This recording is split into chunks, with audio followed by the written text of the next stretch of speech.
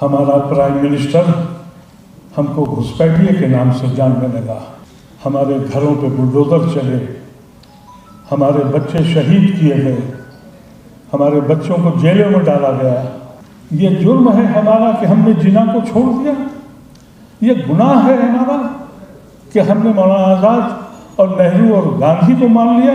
हम पे जुल्म हो तो आवाज़ उठाएं, हमारे हिस्से हमको दें, हमारा नुमाइंदगी हमको दें। ये भी एक कॉन्स्टिट्यूशन का हिस्सा है जिसकी आप लड़ाई लड़ रहे हैं। बहुत ही मुहज़्ज़ज़ और मोहतरम शख्सियात, मैं तहे दिल से उनका शुक्रिया अदा करता हूँ कि आप हमारी इस दावत पर यहाँ आए। इसकी वजह ये थी, जो अभी मैंने देखा कि हमारी नौजवान मेंबर ऑफ पार्लियामेंट, बेटी कहूँ या छोटी बहन कहूँ, जिसने एक रिकॉर्ड बनाया है और पार्लियामेंट की सीट को हासिल किया, वो भी आ गई है। खैर मकदम है उनका। हज़रात, ये एक ऐसा इलेक्शन हुआ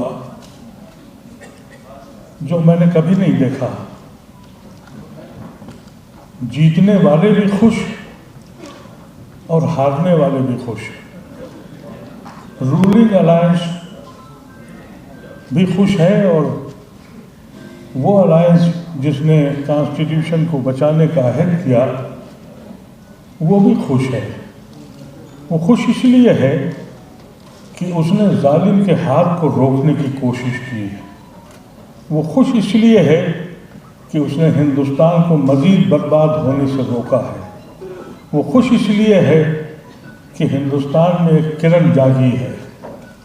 और वो अलायंस जो आज हाकिम वक्त है, वो इसलिए खुश है कि 10 साल में जो उसने मज़ालिम किए हैं, जो बेईमानियाँ की हैं, जो करप्शन किए हैं, उसका हिसाब देने के लिए कुछ टाइम उनको मिल गया है। ये ऐसा इलेक्शन हुआ है।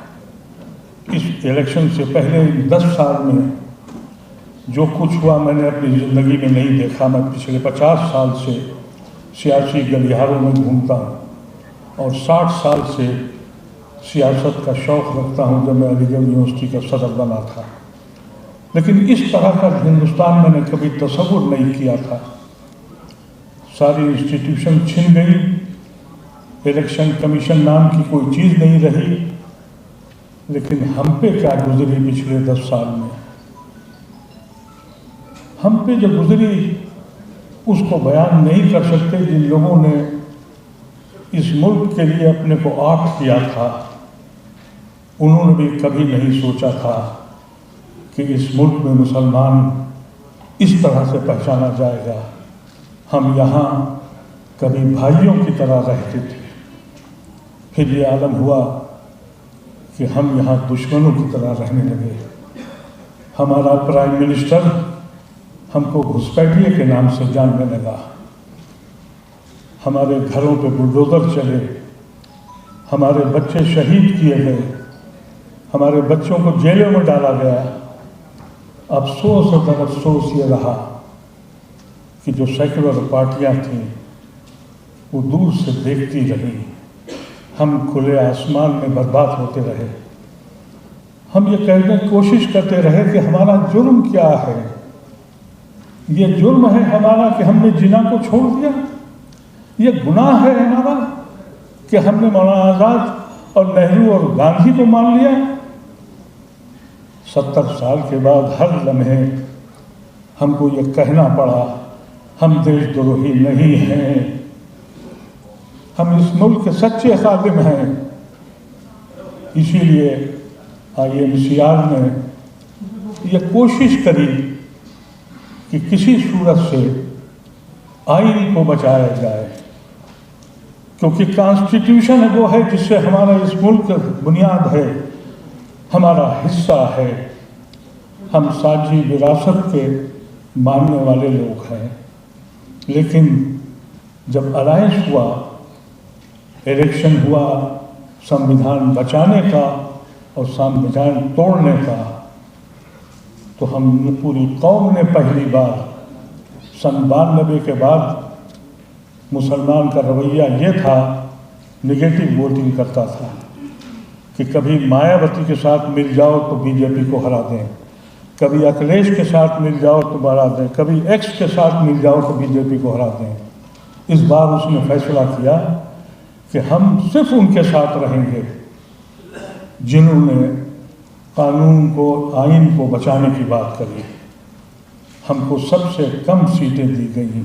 हमारे मुस्लिम इलाकों में बड़े बड़े लीडरों को उनको टिकट नहीं दिए गए, लेकिन हमने परवाह नहीं की।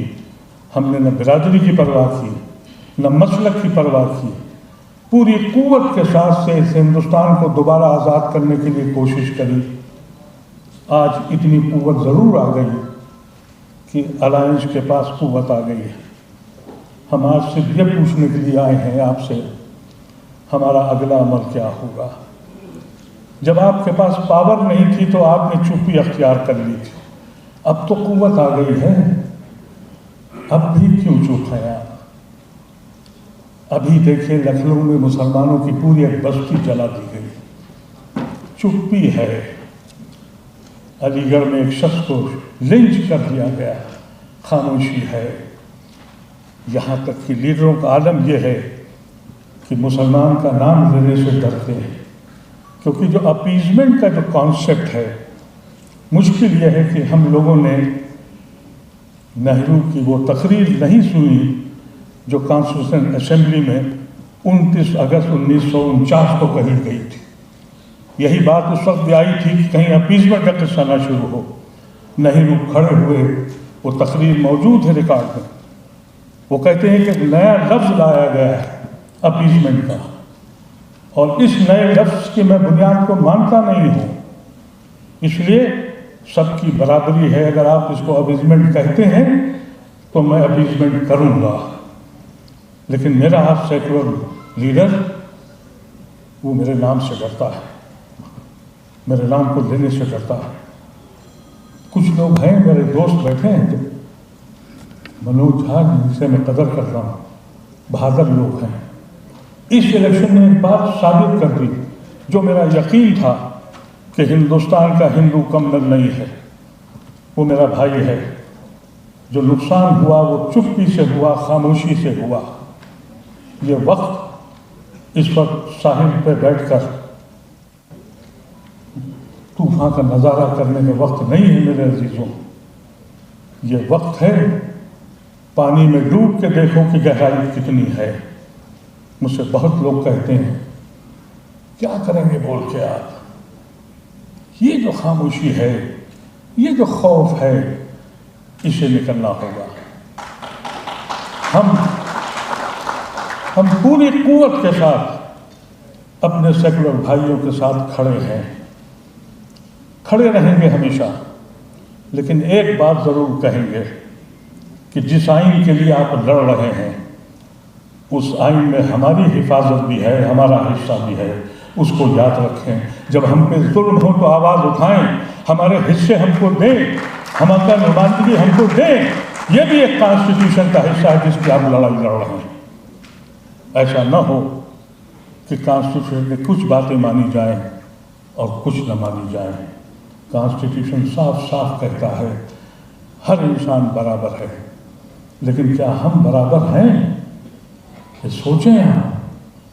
जिस मुल्क का प्राइम मिनिस्टर खुलेआम ये कहता हो कि घुसपैठिए आ गए हैं, यहाँ पर खामोशी है, अदालतें चुप हैं, सरकारी मुलाजमीन उनसे बिक चुके हैं। मैं सिर्फ ये कहना चाहता हूँ अलायंस के साथियों से, हिम्मत करिएगा, डरिएगा नहीं।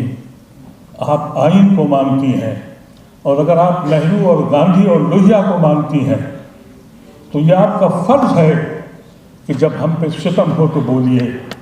सिर्फ ये न कह दीजिए कि साहब माइनॉरिटीज़ के साथ हो रहा है, दलितों के साथ हो रहा है, कहीं ना कहीं काफिया लगा देते हैं। अमेरिका में कल भी मैंने रिपोर्ट पढ़ी, उन्होंने साफ साफ कहा हिंदुस्तान में मुसलमानों के साथ जुल्म हो रहा है। क्या हमारी पार्लियामेंट नहीं बोल सकती है? ये किस किस्म की पार्लियामेंट बनाई गई है जहां बोलने के माइक बंद कर दिए जाते हों? क्यों खर्च किया करोड़ों रुपया? अगर आवाज बंद करने के लिए नया पार्लियामेंट बनाया था तो फिर इस पार्लियामेंट के बनाने की जरूरत नहीं थी। मैं जानता हूं हमने मोदी के हाथ तो पकड़ लिए हैं, उसकी कुव्वत अभी बाकी है। 4 स्टेट में अभी इलेक्शन होना है। हम सबको, हिंदू मुसलमान सब मिलकर उन 4 स्टेटों में इनके पैरों को और तोड़ें और अपने इस बात का ध्यान रखें कि जो भी लोग आ रहे हैं इस मुल्क में अब हाकिम बनने, कितनी ही अंधेरी रात हो, सूरज निकलने की पहली किरण में बिखर जाती है। उस पहली किरण का अंदाज़ा कर लें, वो किरण करीब आ चुकी है। ये अंधेरी रात लम्हे में ख़त्म हो जाएगी। लेकिन अज़्म करें, अमल करें। कहना तो बहुत है, लेकिन आप लोग अपने लीडरों को सुनने आए हैं। मैं बात मुख्तसर कर दूंगा। ख़ास तौर से उन नौजवान जो MP बने हैं उनको मुबारकबाद देता हूँ और मैं कहना चाहता हूँ उनसे, आप जिस पार्टी से जीत के आए हैं उस पार्टी के लॉयल रहिएगा, लीडर बनिएगा, ट्रेडर न बनिएगा। अब ट्रेडर बनना शुरू हो गए, उस तरफ मत जाइएगा। जिस पार्टी ने आपको जिताया उसके लॉयल रहिएगा और अपना हक मांगिएगा। हक आपका हक है। हमेशा सिपाही न रहिए, कमांडेंट बनने की भी कोशिश करिए। हम हमेशा से करते रहे, सिपाही बने रहे।